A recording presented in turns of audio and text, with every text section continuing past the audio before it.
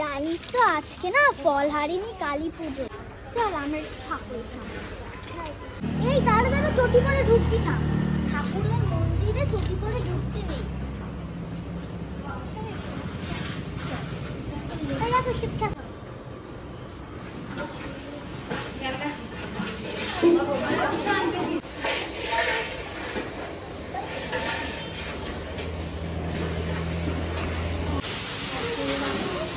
দিদি, আজকের এই পুজোটা কিসের জন্য করা হচ্ছে তুমি কি জানো? হ্যাঁ আমি জানি। আজকের দিনে শ্রীরামকৃষ্ণ দেবী শারদাকে পুজো করেছিল।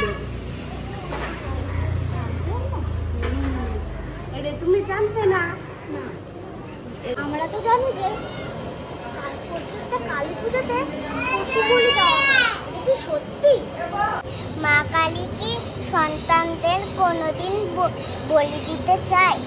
দিদি ভাই, আমিও তো শুনেছি যে সব কালী পুজোতে ওই যে পাঠা বলি দেওয়া হয়। সেটা কি সত্যি দিদি? না, আমরা সবাই ভুল। মা কালী হলো ব্রহ্মাণ্ডের মা।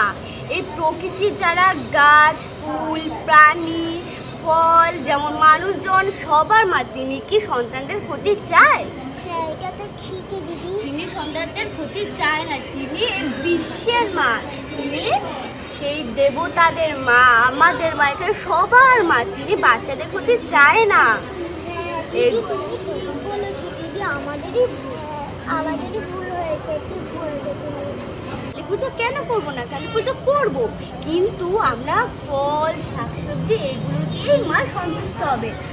নিজের সন্তানদের বলি দিয়ে মা কোনোদিনও সন্তুষ্ট হবে না। এটা কোনো নিয়মই নেই। এখানে শাক, সবজি, ফল এগুলো দিতে হবে, তাহলে মা খুব সন্তুষ্ট হবে। তিনি তো এটাই চায়। বাচ্চাদেরকে ক্ষতি চায় উনি? ক্ষতি চায়। ঠিক বলেছো। কালিমা তো আমাদেরই মা না? ঠিকই বলেছো তুমি। খালি আমাদের না, পৃথিবীর সবারই মা। হ্যাঁ, এবার থেকে বলি দিয়ে জীবকে আরো কষ্ট দিও না, মাকেও কষ্ট দিও না। তিনি যে ফল, শাকসবজি এগুলোই তিনি নিয়ে সন্তুষ্ট থাকবে।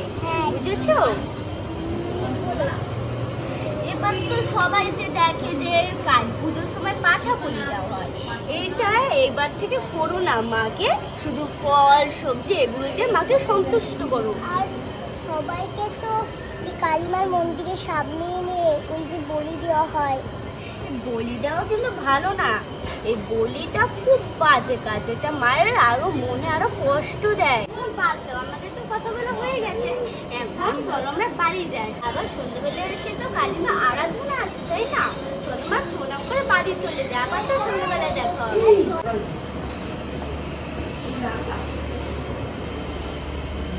তাহলে আসছি।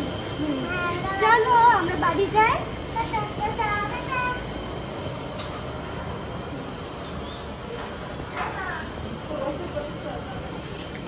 রাত্রেবেলা এসব কিন্তু। হ্যাঁ, তোমরাও আসবে।